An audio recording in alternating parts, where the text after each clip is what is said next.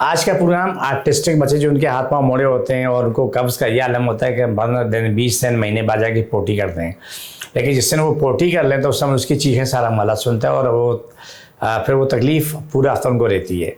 ये बच्चे काबिल इलाज हैं, ये सब ठीक हो जाते हैं। इस पर मेहनत की ज़रूरत होती है।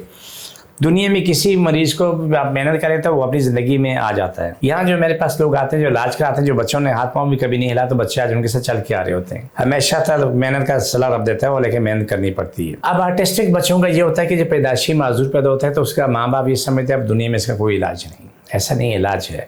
उससे मेहनत करें, हाथ पाँव यूँ मुड़े होते हैं, यूँ होता है, वो ठीक होते होते बिल्कुल सीधे हो चुके होते हैं, आम बच्चों की तरह ज़िंदगी में आ चुके होते हैं। लेकिन वक्त पे इलाज कराना बहुत बेहतर है। किसी भी लिहाज से सीपी चाइल्ड हो या कोई क्या नाम आर्टिस्टिक हो, इनके लिए या ऑटिज़म हो, शॉर्ट ब्रेन छोटे दिमाग के बच्चे, ये ना समझो कि इनका इलाज नहीं है। सब काबिल इलाज होते हैं। इसके लिए कोशिश करनी पड़ती, मेहनत करनी पड़ती।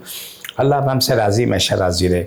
सीपी चाइल्ड बच्चों के लिए मेहनत ज़्यादा यूँ होती है, और दोनों के लिए, सीपी के लिए भी आर्टिस्टिक के लिए भी बहुत ज़्यादा मेहनत होती है।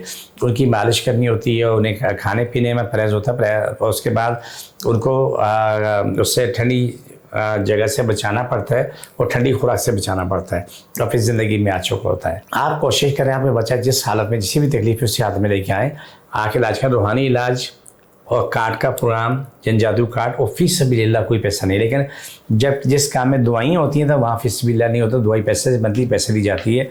पैसा दवाई के अलावा हमारे पास कोई पैसे का खर्चा नहीं है।